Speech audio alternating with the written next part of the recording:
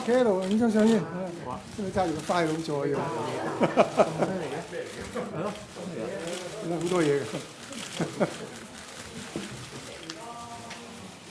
我睇唔到嘢。呢邊。主席。好，左側邊啊，thank you。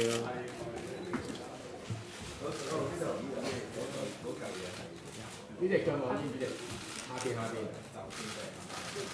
我陣翻。主席呢度係。要約我個眼醫生。差唔多啦。唔該。幾多張先啊？主席。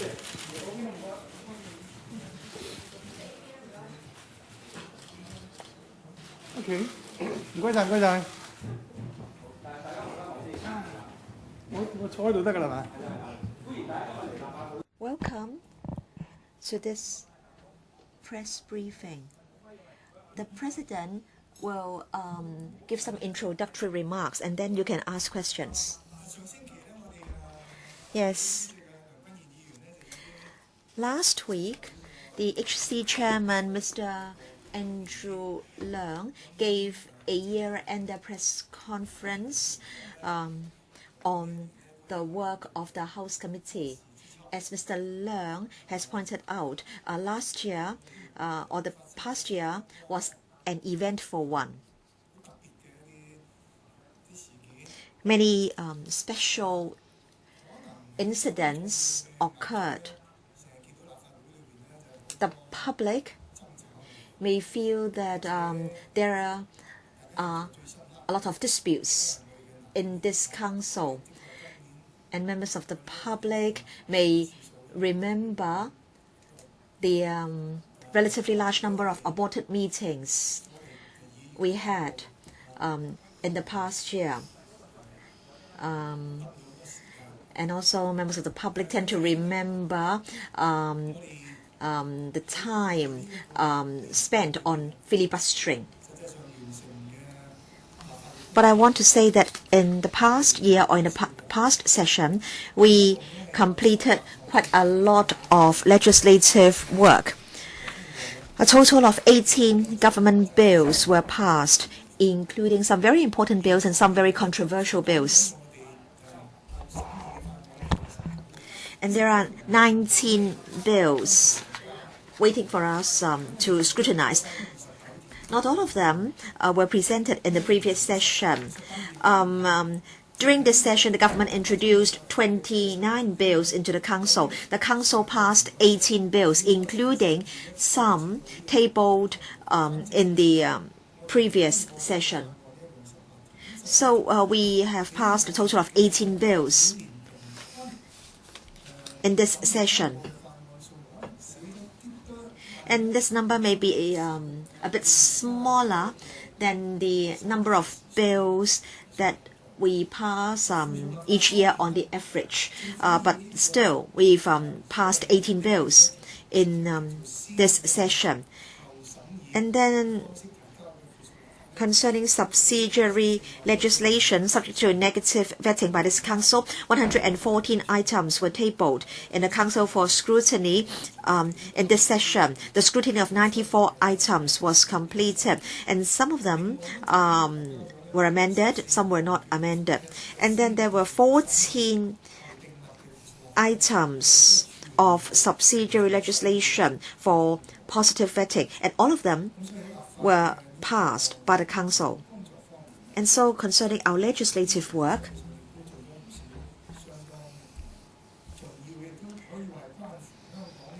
in this session,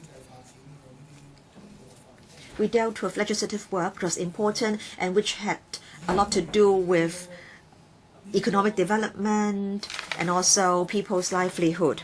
And then concerning members' motions with no legislative effect, there were fewer. As you are aware, we have 2 motion debates for every sitting. But on many occasions in May, we had to scrutinize the appropriation bill, and as a result, our motion debates were affected. We debated 36 motions not intended to have legislative effect in this session, and so the number is smaller than the usual number. And then at some of the sittings in May, there were no oral questions, and so the number of oral questions is also smaller. Now, members asked a total of 134 oral questions, including 8 urgent questions. Then, as for written questions, 520 written questions were raised by members in this session.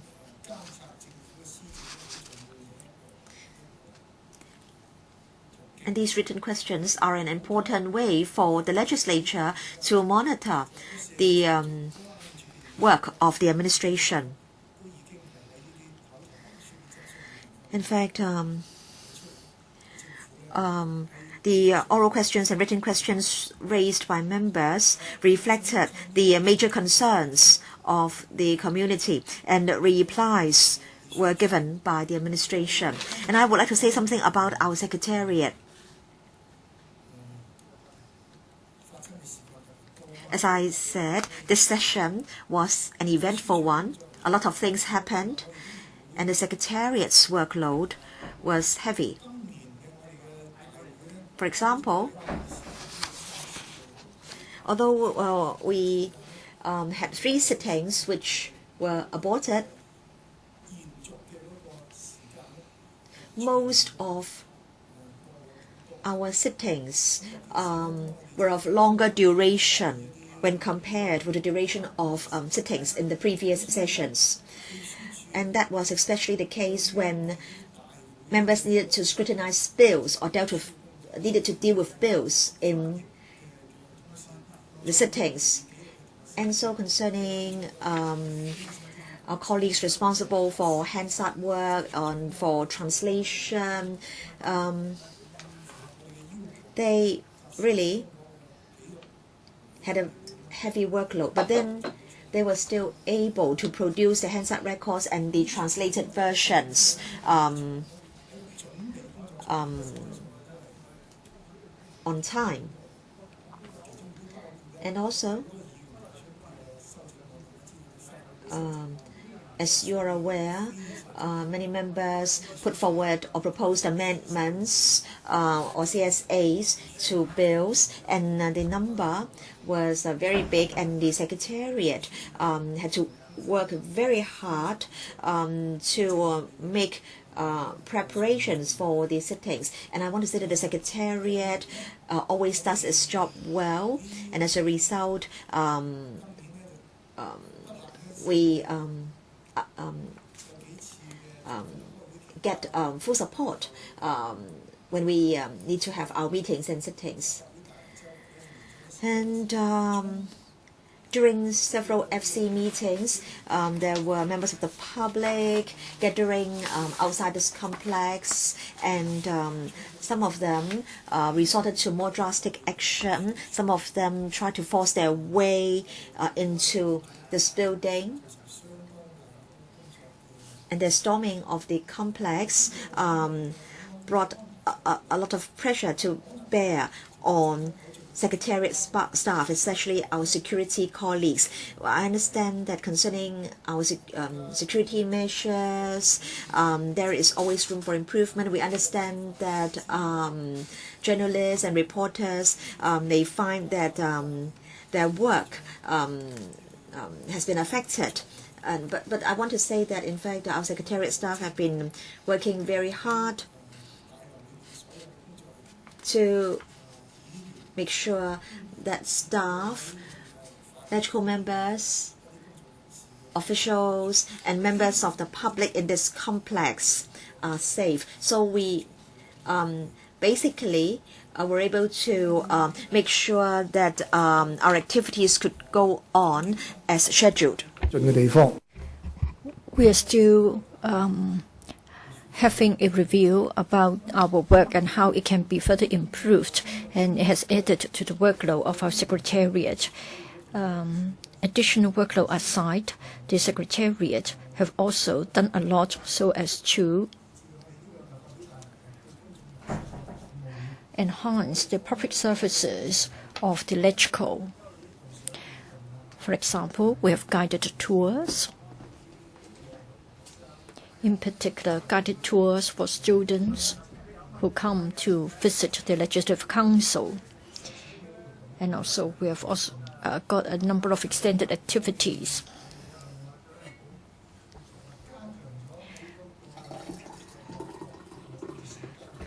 We have also enhanced our use of social media websites to share the information of the Legislative Council. So we have got a YouTube channel, and we have also used Flickr to cover the activities of LegCo members. In this way, the information can be uploaded instantly, and we have also created an apps so as to facilitate easier retrieval of information related to the LegCo. For the website of the Legislative Council, we have also improved the website in the light of the comments and feedback of the users.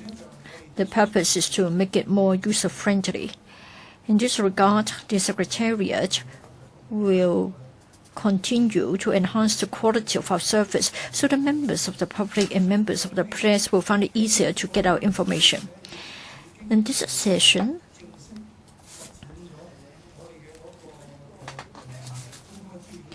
we have also implemented our access to information policy. And in fact, members of the public, and quite a lot of them, have already worked through the procedures to get information from our records and files. So in a way, this is also adding to the workload of the Secretariat, but I'm sure this is something welcomed by the public. During the session, there was also one particular activity called Knowing the Legislative Council. In December 2013, we celebrated the 170th anniversary of the legislature in Hong Kong. We staged an exhibition, and we showed the history of the legislature for the past 170 years. And we have also showcased the current Legislative Council. Just now, I forgot to mention one point. Yes, we are getting longer meetings, and we've also got our translators, interpreters being kept busy. Since April this year, we have already started a new arrangement. All the LegCo meetings and committee and panel meetings have now got Putonghua interpretation service. We will continue to promote the provision of sign language service. But then we face a problem. That is, there is a restriction imposed by the shortage of sign interpreters. Therefore, the pace is not quite as desired in relation to the provision of sign language service. Here, I would like to say that for the previous or for this session, as a result of longer meetings and as a result of something extra like security issues, the Secretariat have been launching new services and improving existing services so as to enhance the quality of our service to the public. As the President of the Legislative Council, for us to have such a dedicated and professional Secretariat support, I'm really proud of it, and I'm glad about it.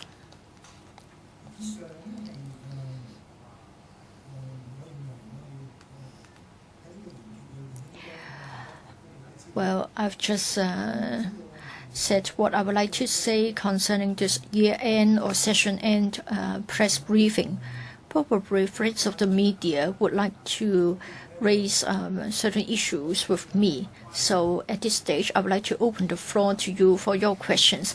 Please identify yourself as well as your organization. AM 730.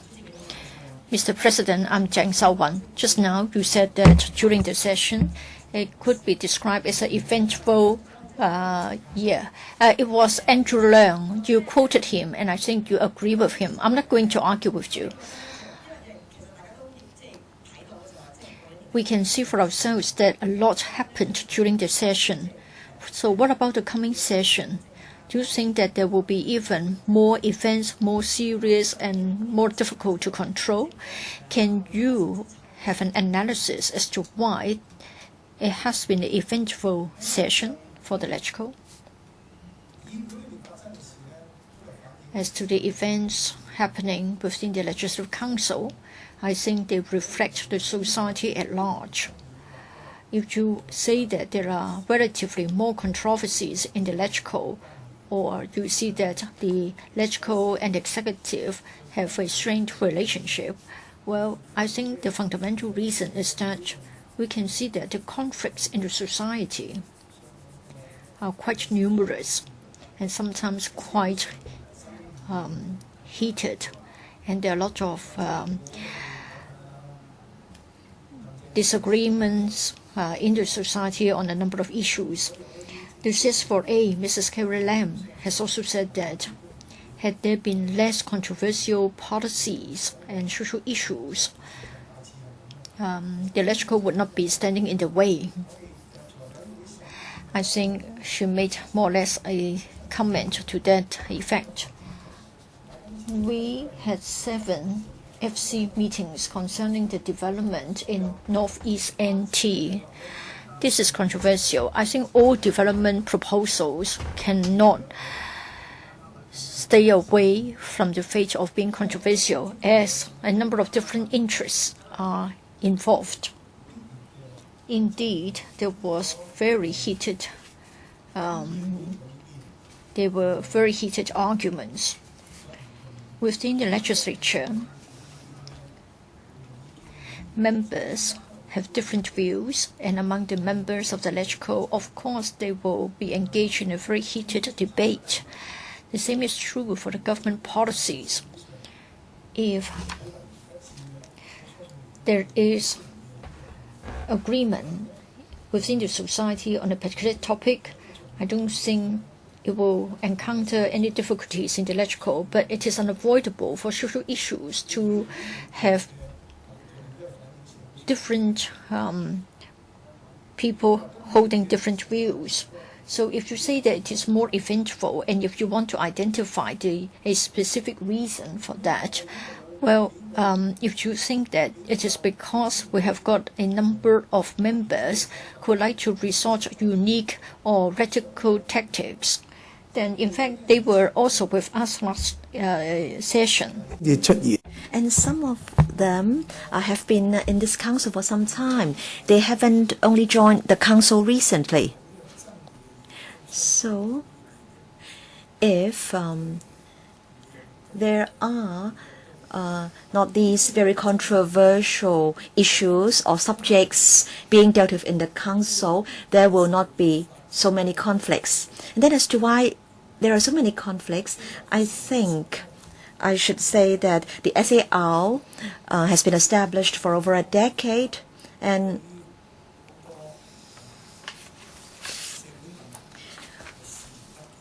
we simply can't turn a blind eye to problems in society. Now, concerning the appropriation bill, there was filibustering in this session and in the previous session.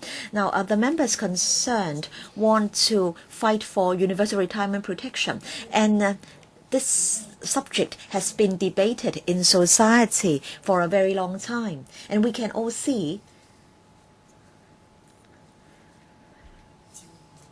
that concerning care for the elderly, services for the elderly, this is a very serious problem in society and a very urgent issue.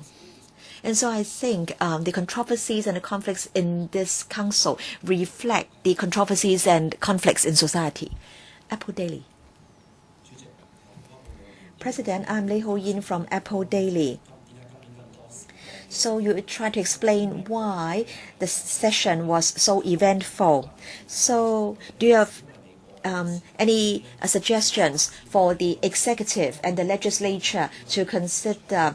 Now, you said on a number of occasions that when there were over 20 members in this council confronting the administration, then something must have gone wrong. And then what if in the next LegCo election there is no change and there will still be 70 members and not more? So do you think that will affect the relationship between the executive and the legislature?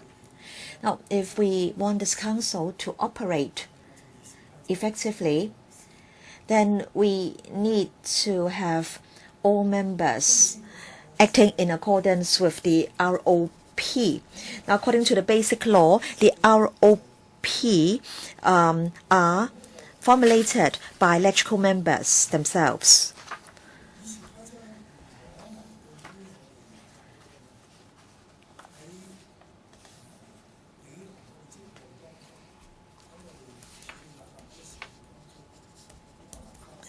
The ROP cannot cover all scenarios in relation to the discharge of our duties and the handling of our work as legislatures. So we can't have an ROP covering all possibilities and scenarios.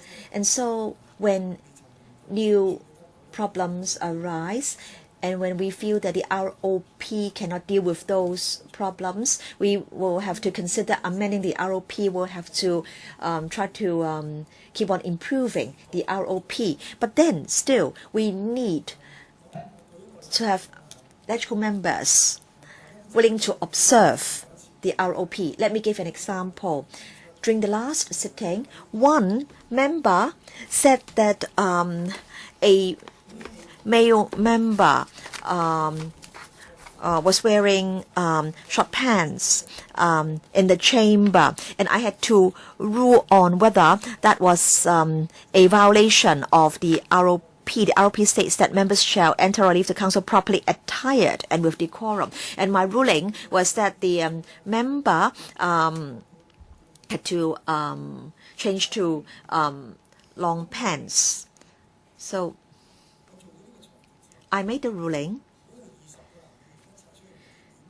and if subsequently 20 male members left the chamber and changed into short pants and came in again, then what would happen?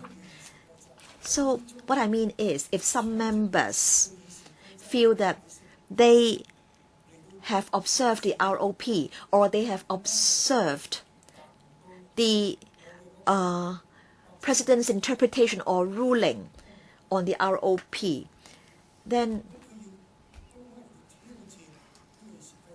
if they think my ruling is unfair, and if they want to openly challenge the ROP, then how can we resolve that situation? Now, I want to say that this has happened in our FC meetings. Quite a large number of members used their acts to challenge the rules of procedure.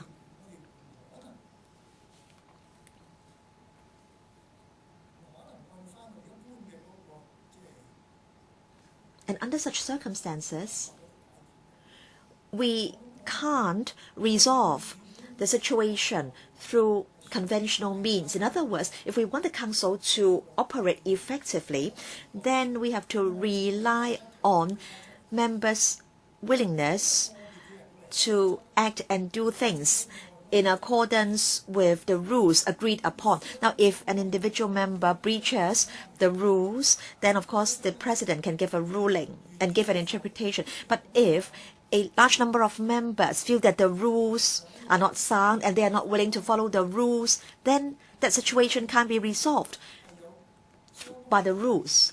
So if in this council there are quite a large number of members who feel that they can't have their demands met through normal communication with the administration, or if they think that they can't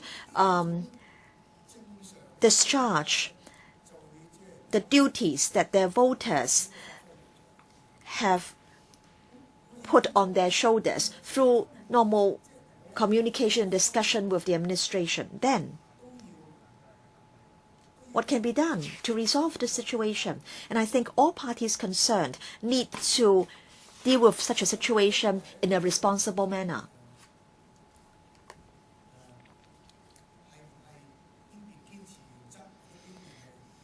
And I don't think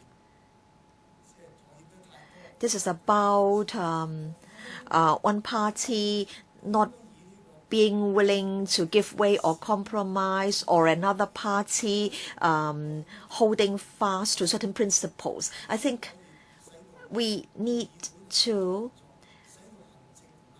try to make the council operate effectively, and I think it's important that there be a constructive working relationship between the executive and the legislature.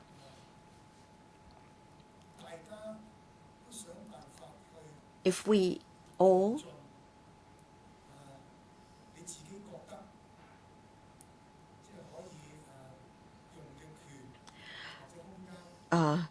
try our best to go as far as possible and to make use of all the powers that you can rely on, then I don't think any system can really resolve this present situation. I don't know whether you understand what I'm trying to say.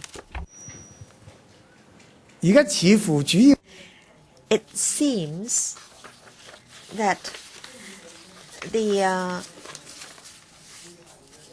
main problem is not the electoral method. I don't quite understand what you are getting at in your second question. So are you suggesting that all FCCs should be scrapped? Is that what you are suggesting? But it seems that we rely on FC members to support the administration. If all FCCs are scrapped, then will it be that the relationship between the executive and the legislative will be even more tense? About the cooperation between the executive and the legislature and the operation of the LegCo, will they have to rely on a change in the electoral methods before they can be improved?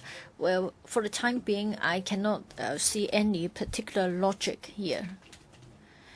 Who would like to ask questions? Or Oriental Daily? Mr. President, well, for filibustering, it seems that it has got worse this session. Both the meeting as well as the FC have accumulated a lot of backlog, and a number of issues have not been dealt with, like the establishment of the Innovation Technology Bureau, as well as the 3 landfills and the incinerator. Now, are you worried that it will be even more difficult to get the bills being endorsed? Well, I think for controversial bills, I don't think we can expect speedy approval. If we aim at efficiency about the passage of controversial bills, if there is to be our sole aim, it would not be good for the society. I think there is now a classic example, and that's about the funding request for the express rail line. I think at that time, the controversy went on for quite a long period of time. I can't recall for how long. I think we're talking about months and years when the administration first made the request till it was finally approved. But still, it has been endorsed, and it has been endorsed for quite a number of years. And the XRL project is still being a subject matter of controversy. It hasn't ended. So you referred to an example, one example being the 3 landfills and the incinerator, as well as the establishment of the Innovation and Technology Bureau. Is it because of the filibustering and so they cannot be endorsed? I think we need a more in-depth analysis. If you blame it on filibustering, so that we don't get the expansion of the landfills and the construction of the incinerator.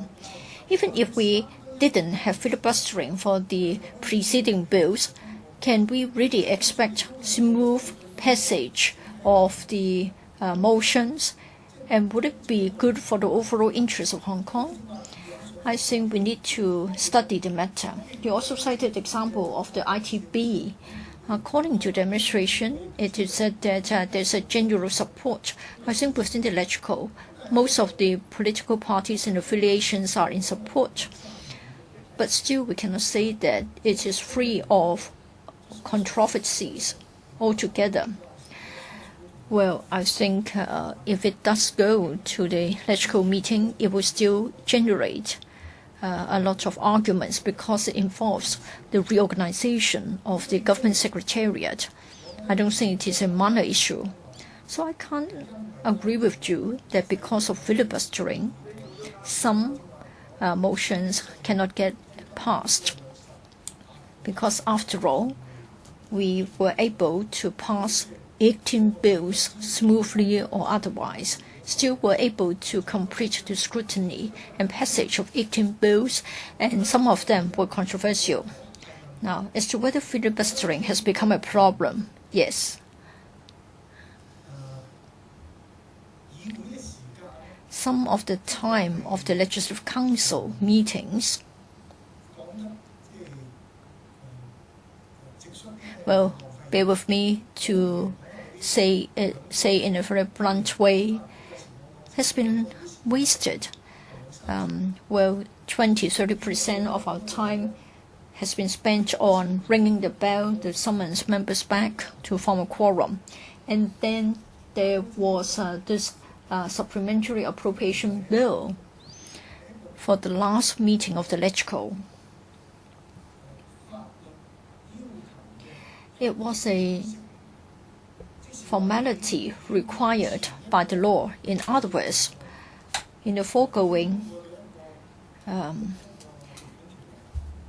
legislative financial year,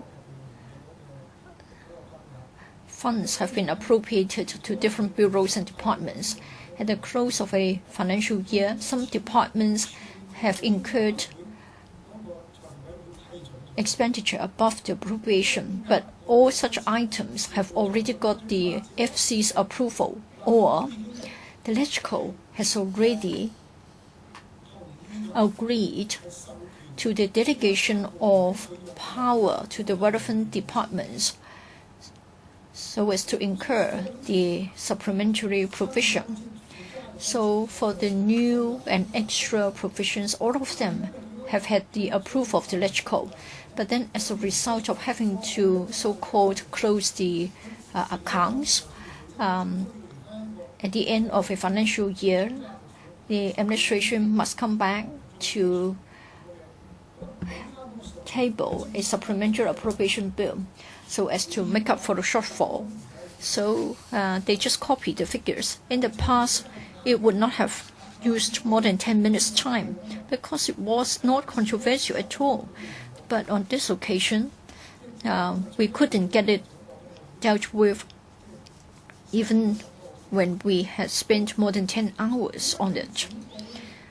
As to whether we can end the filibustering.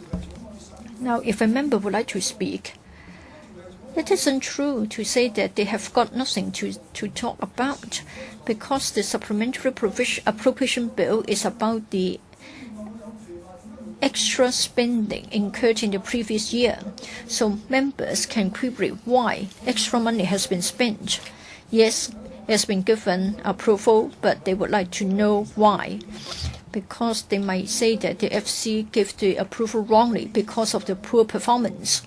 So they might have to spend a few rounds of speech on the poor performance on a particular department. Now, in the past, there was this tacit agreement. That is, members were aware that it was a legal procedure to go through. And so usually members would understand that even if the bill was to be vetoed, the expenditure had already been incurred. So this is one of the examples. That is, if members would like to resort to an uncooperative attitude, as far as our rules of procedures are concerned, and if they work within the rules of procedures and take up the time of the meetings so that we can't deal with certain items in time, they are able to do so. So I don't think we can simply rely on enforcing the rules of procedures to resolve the problem. As members have said, it is a political question. So it is for the administration to talk to the relevant lawmakers to come to an agreement. So your question was, in the coming year, there will be a lot of controversies. Say, for example, the political reform. You wondered whether the operation of the LegCo would be affected. Members have been able to pass a number of funding requests and bills in time. I understand the FS was very concerned as to whether we could complete the deliberation of the Stamp Duty Amendment Bill 2013. Last night we were able to complete the process. And then some has suggested that perhaps we were working too hastily towards the end of the FC meetings. Now, it is a difficult choice for members. If you don't ask questions, you'll be accused of being too crude in their job. But then if you ask too many questions, you're accused of being engaged in filibustering. Now, for the FC funding requests, all of them should have been gone through at the policy panels of the LegCo. So the policy implications should have already been studied hard by the members. Again, for the bills, before we resume the second reading debate, for controversial bills, all of them should have been studied by the relevant bills committee. Some of them have had deliberation going on for a year and a half. For the 2013 Amendment Bill to the Stamp Duty Ordinance, well, in fact, they worked on it for over a year because it was introduced in the early part of 2013. So it isn't a matter that LegCo members didn't study the bills seriously enough in the beginning. So if members have the intention, have the will, I'm sure we can complete our task in time. I'm sure, irrespective of the party or affiliation, members can exercise their judgment and can find out which items should be dealt with in time. And in the past week or two, in the Finance Committee, in the Council, we could see that members knew which issues were important to society. 主席頭先都提。So, President, you mentioned filibustering, and in this session, there was filibustering during council meetings, during FC meetings, and during or even during panel meetings. And we can see that in some cases, there was filibustering for the sake of filibustering. The issues concerned were not really very significant issues. And then there were often calls for quorum, and as a result, some members decided to withdraw their motions with no legislative effect. So do you think, President, this is an undesirable or bad trend? How can you stop these things from happening? I think quorum calls are a waste of time, and so do you have the Stockholm syndrome? In fact, at a very early stage, I had the syndrome. Many people asked me why I looked so amused when I was in the chamber, why I seem to be enjoying myself, in fact.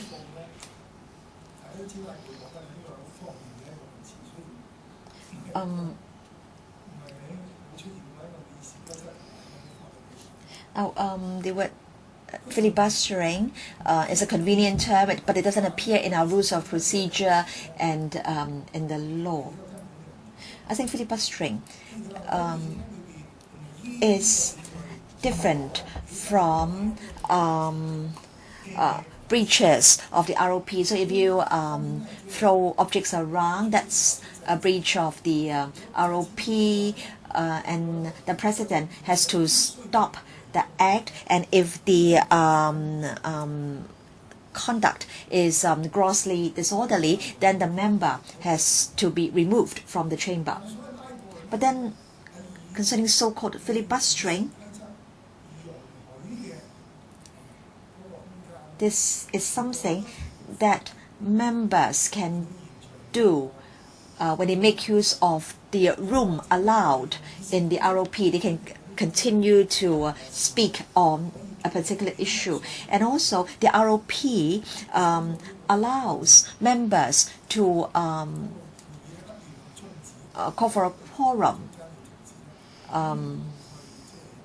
at any time, and as a result, the proceedings have to be suspended to wait for a quorum.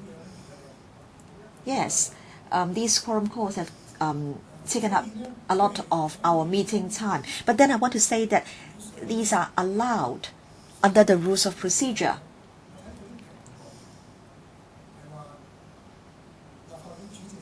And some have said that the president has not been doing his job well. He did not end the filibustering in time. And some say that the courts have ruled that the president has the authority to end the filibustering. In fact, I can't find this in any ruling. So some people get the impression that the president can end a debate or can end filibustering at any time. But according to the rules of procedure, I can stop members from speaking further only under two scenarios. One, when members keep on saying something irrelevant, or when they are engaged in tedious repetitions. So, and second, when these are the two, irrelevance as well as tedious repetitions. And I can't stop the member when he has only said something irrelevant once, for example. So we're talking about a continuation of such acts. And then it is said that the ROP states that the president can direct members to discontinue their speech. Now, the basic law empowers the president to conduct LegCo meetings, and the Court of Appeal has said that the president can end a debate under appropriate circumstances. And the courts have never said that the president can stop a debate at any time that he likes. So you must have good reasons to stop the debate.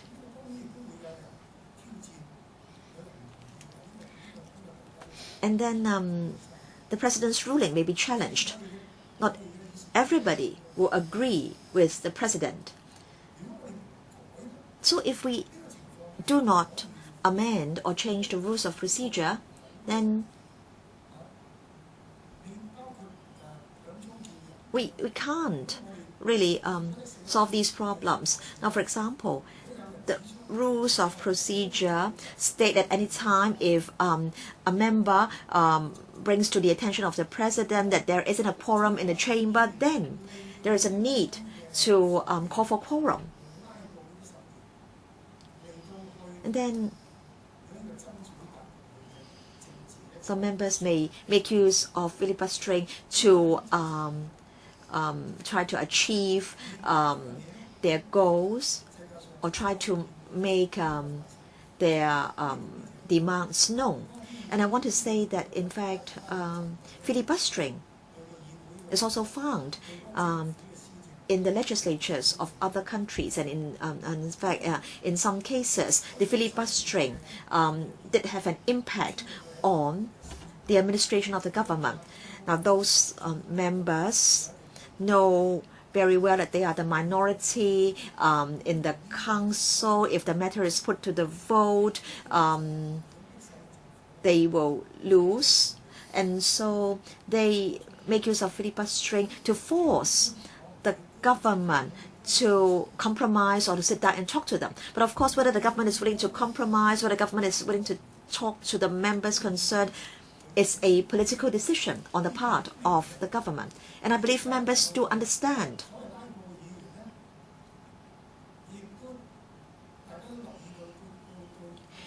As you can see, the so-called filibustering members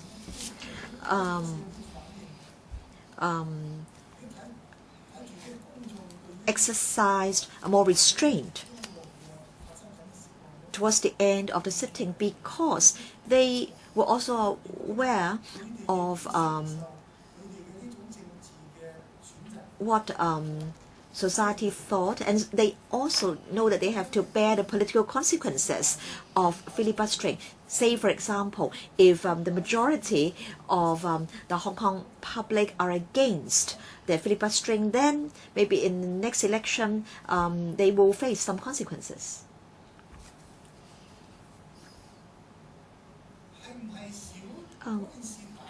And as to whether the issue is a major one or a minor one, I think it's a matter of political judgment. The filibustering members of the view that they can achieve their objective only through filibustering. Some may feel that they are abusing what is allowed in the ROP.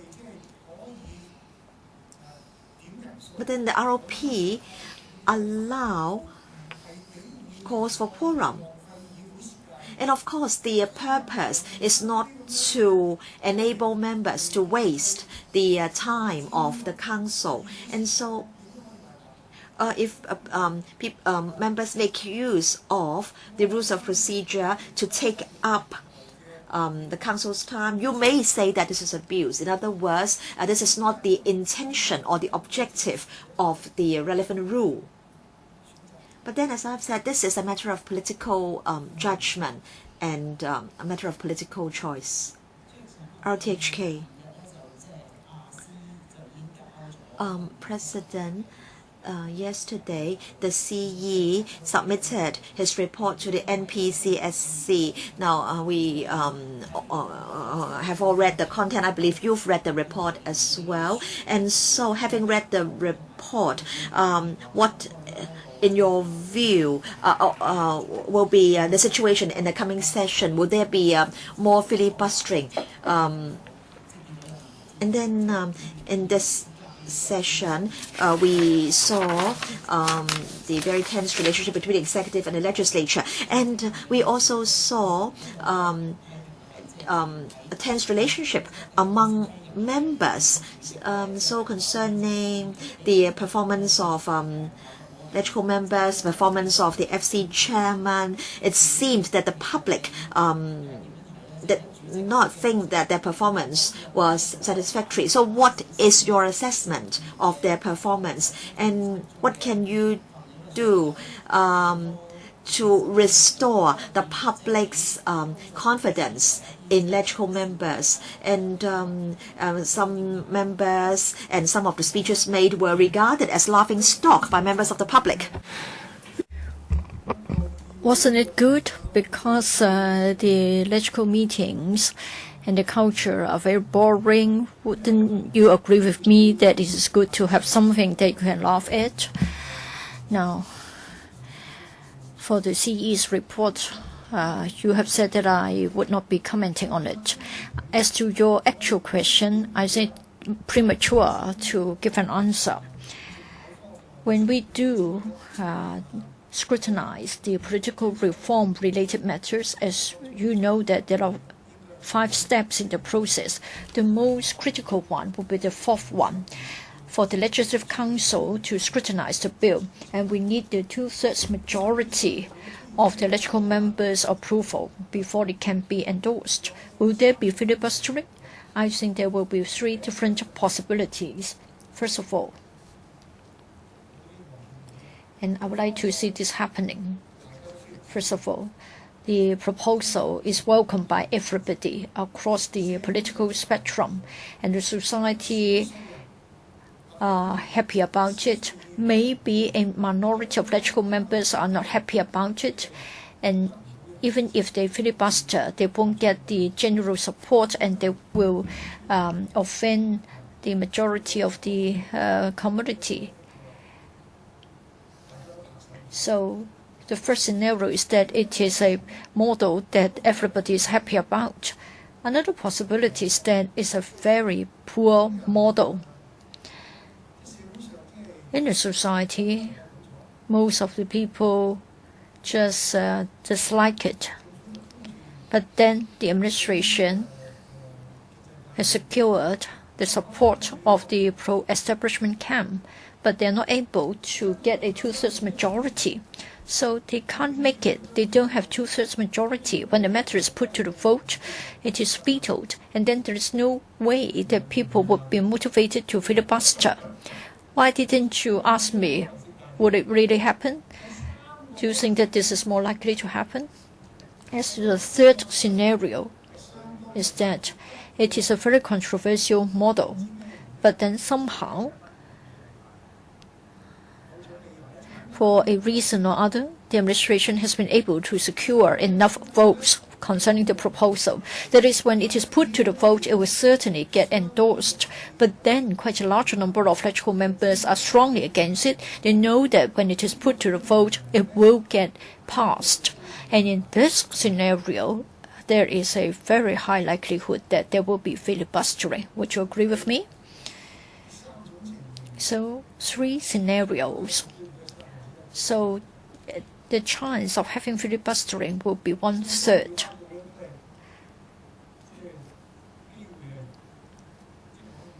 So I hope that it is not very likely that there will be filibustering for that. Your second question was about the performance of the lawmakers. In principle, I cannot comment on members' performance. Sometimes at a sitting,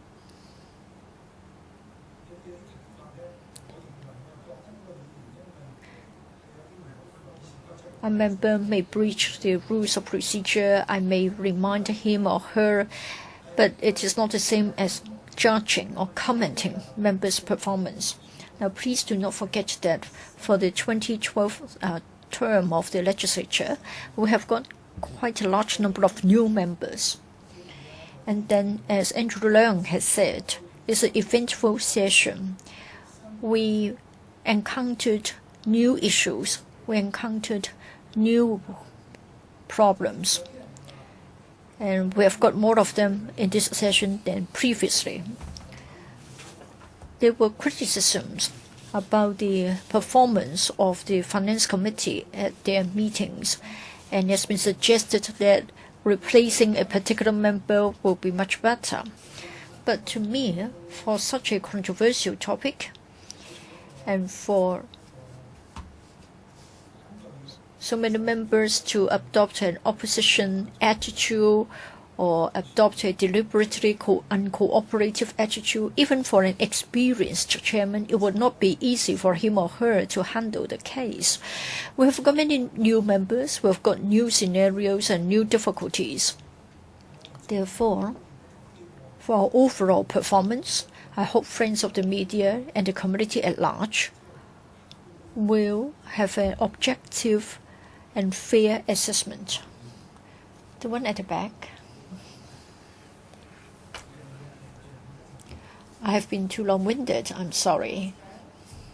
On that question of legislature reform. I mean, people question the legitimacy of functional constituencies, and often that's why they say there's so much controversy, that maybe lawmakers in functional constituencies don't have the legitimacy to say, for example, Mr. Ng Leung Sing, who was automatically elected because he had no competition and all that. So that's part of why there's so much, why the things don't go smoothly, so to speak. Do you not think that insisting on not reforming the legislature or the formation of the legislature, that would worsen relations? And also, the second question is, you said that the government supporters are mostly in functional constituencies. Do you not have faith in pro-establishment lawmakers to get support of the general public? And also, I have a third question. That is, for controversial issues, pan-democrats are now taking action to show their defiance. Do you think maintaining order in LegCo is getting harder? And 同埋你最尾嗰條，麻煩你中文答埋。First of all, member in the council was automatically elected. That's what you said, right? No, none of them was automatically elected. If a member was elected to his seat uncontested, it means he was supported by everybody in his constituency. Right? So it is unfair to say that he was automatically elected. All our members are elected.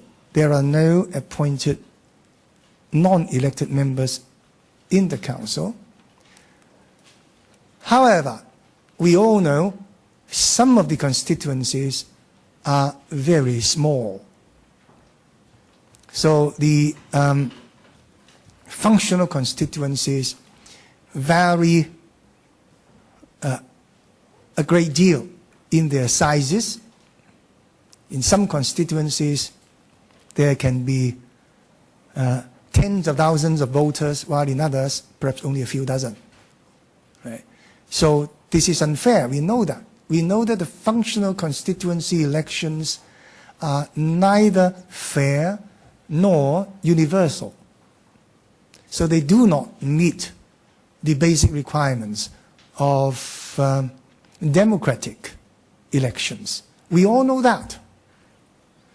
That is why when eventually we reach the final goal of our democratic evolution, when all members in the LegCo are to be elected by universal suffrage, then we cannot retain the same functional constituency elections we now have. That much, I think, should be agreed to by everybody. While the functional constituency seats are still in existence, however, they still have their role to play. They represent their own constituencies. And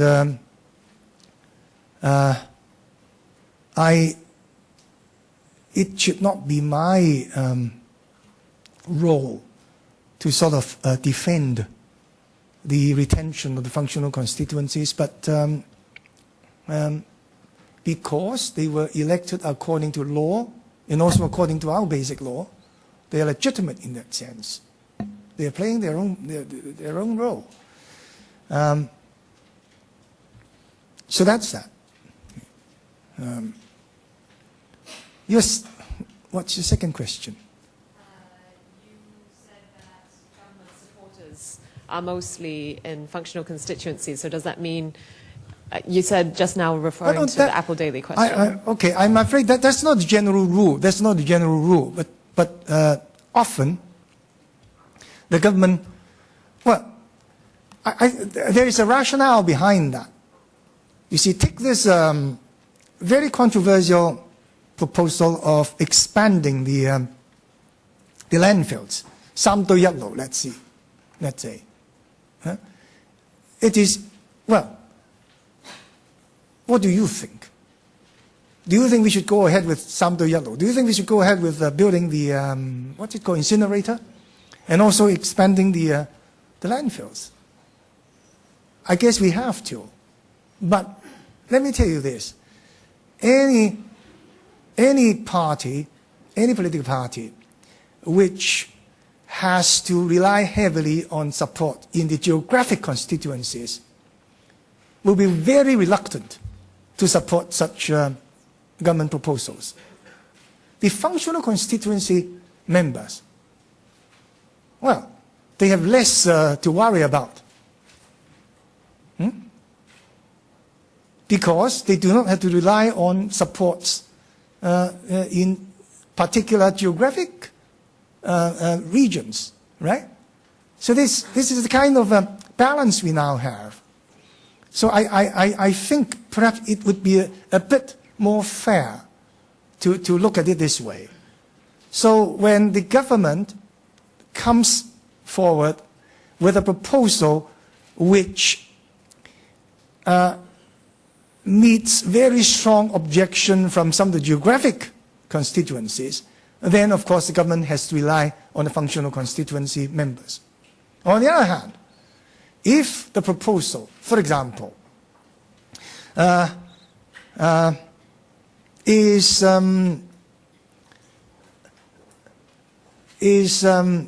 objected to by members of a certain profession, say if the government comes forward with a proposal which, for example, the medical doctors don't like, then the medical profession's representative in the council is sure to vote against it. So you have to look at the government proposals, right? Now, your third question. The worsening relations, you didn't actually answer that question. Do you not think that would make the administrative and legislative branch the relationship even worse? Once again? Do you not think that not reforming the legislature, or not even taking a little step, ruling out reform of the legislature, the formation of the legislature, do you not think that would make relations worse between administration and legislature? As I said earlier, as I replied in Chinese earlier, I cannot see a sort of causal relationship between reforming the legislature or reforming the method of elections of the various seats in legislature and the relationship between the legislature and the executive authorities. I don't see a direct relationship between those two. I mean, we have to move forward. That's in the basic law. We have to reform. As I said earlier, these functional constituency seats, functional constituency elections as they exist now, will have to go when we attain our final goal of full democracy. However, when that happens, does it mean that the relationship between the executive and the legislature will automatically improve? I'm not sure. Why? I don't see any direct cause-effect relations in that, right? Excuse me， 時間差唔多，問到最後一題咁。Last question because time's up. LegCo, do you think it's 你答中文啦呢個會唔會即係而家係咪困難咗 Is it more difficult now? Because Pan Democrats may stand up in protest. They show show their defiance through their acts. No. This it was more difficult in this session than in the last session, but maybe it's easier this session when compared with the next session. All right, last question. So in 2016, the LegCo electoral method will not change, and the functional constituency seats will remain. So do you think we have a difficult road ahead with regard to direct elections in the 2020? This is not something for me to comment on, but I think the administration's logic is this. In the last round of consultation, most of the comments were on the 2017 CE election. Now, because the NPCSC's decision states that there will be election of the CE by universal suffrage first, to be followed by election of the legislature by universal suffrage. And so if we can't resolve the election of the CE by universal suffrage, then it will be very difficult to proceed to the election of LegCo members by universal suffrage.